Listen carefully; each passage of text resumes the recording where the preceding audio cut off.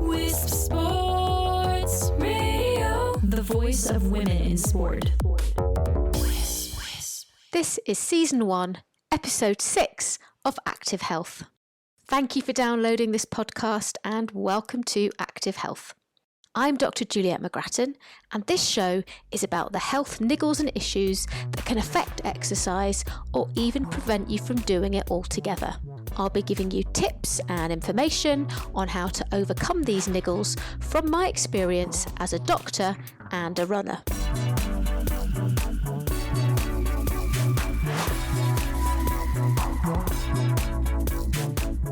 In this episode, I'll be talking about exercising with a cold virus.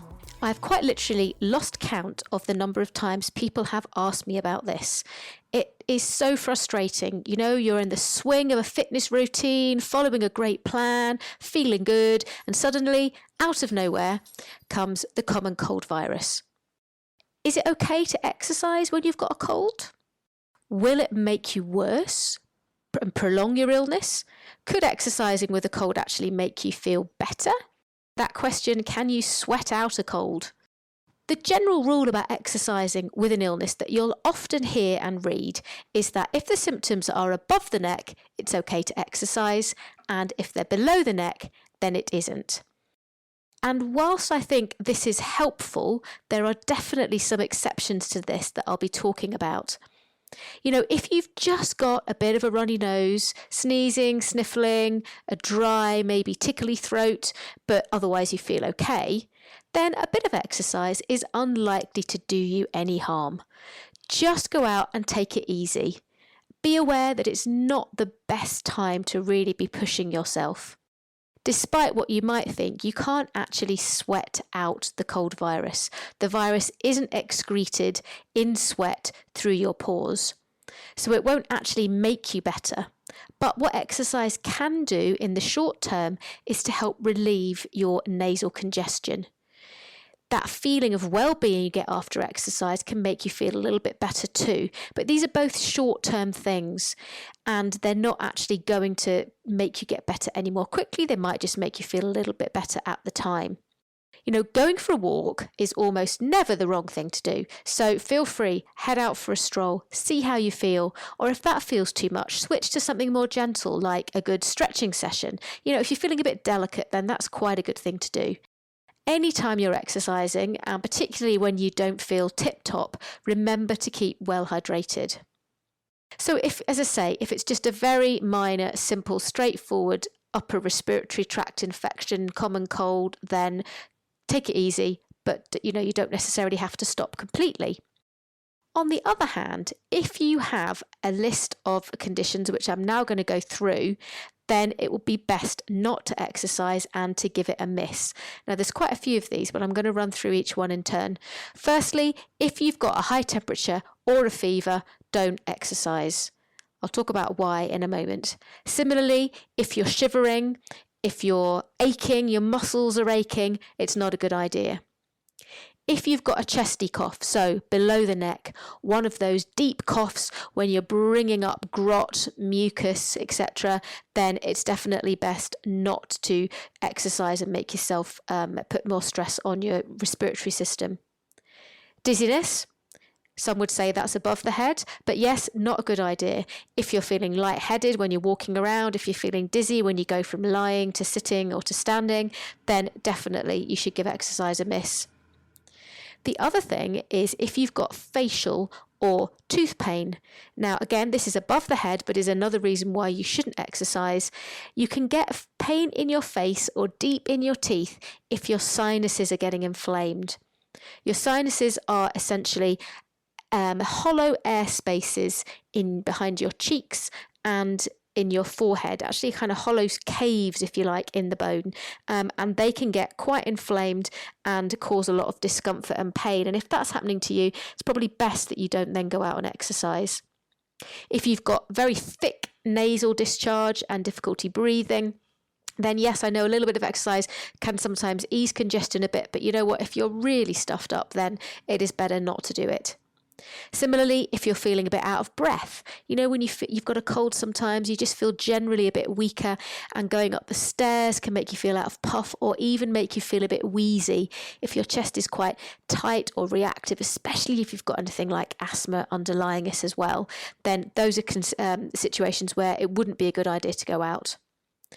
Your throat itself, if it's just a little bit dry or tickly, probably not going to do any great harm. But if it's painful when you swallow, if it feels like a knife at the back of your throat, if when you swallow you get those kind of painful, lumpy feelings in your neck, or actually when you feel on the outside of your neck, your glands are up and you can feel those lumpy glands, then again, not a good idea to exercise.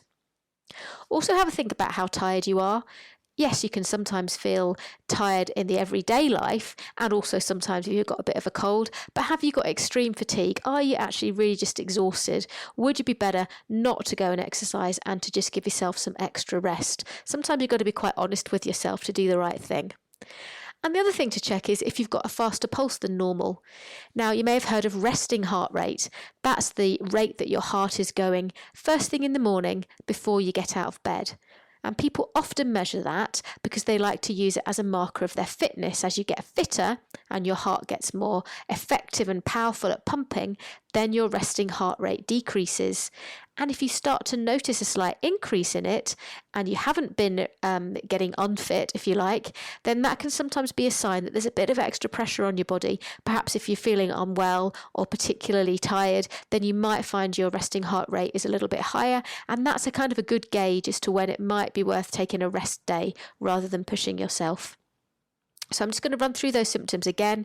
A high temperature, shivering and aching, chesty cough, dizziness, face or tooth pain from your sinuses, thick nasal discharge, difficulty breathing, feeling out of breath or wheezy, your throat is painful when you swallow, there are glands up in your neck, you're feeling very tired, or you've got a faster pulse rate than you normally would.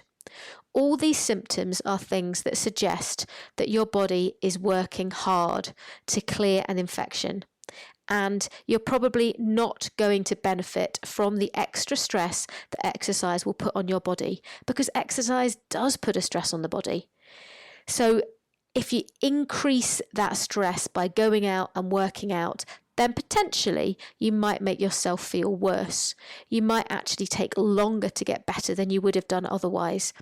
And also some of those complaints that I've listed there suggest that it might not just be a common cold that you're dealing with.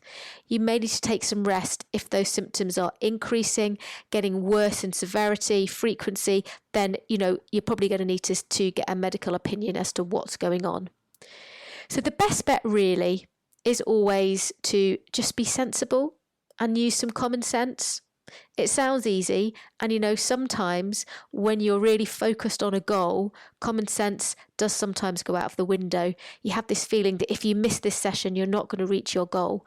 But ultimately, if you can just take a step back, think about how you actually feel, really just missing one session, 1 day, 2 days, 3 days in the short term, taking some extra rest, hydrating, really filling up with good nutrition, then actually just a few days off is probably going to get you better much more quickly and help you to reach your goal, rather than just persevering and battling through illness, not putting up some very good performances and potentially just putting extra stress on your immune system.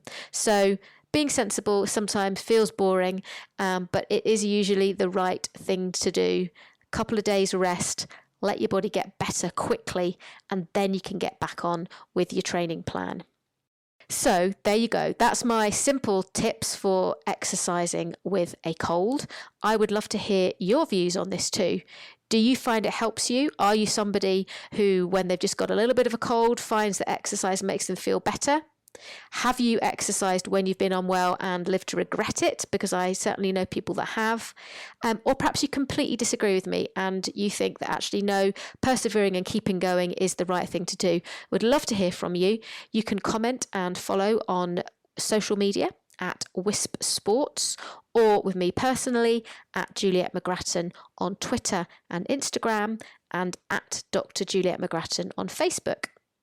Also, if you'd like to email, if you have questions or ideas for further podcasts, the email address is info@wispsports.com. Conversations from the world of women's sports.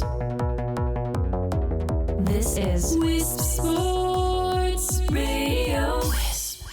That's been exercising with a cold. In the next podcast, we're going to be looking at bowels. Why is it that sometimes when you exercise, it makes you need to poo? There's going to be no taboos here. We're going to go straight in with the topic because it's a common and important one. So please join me for that one. In the meantime, thank you for listening and supporting women in sport everywhere.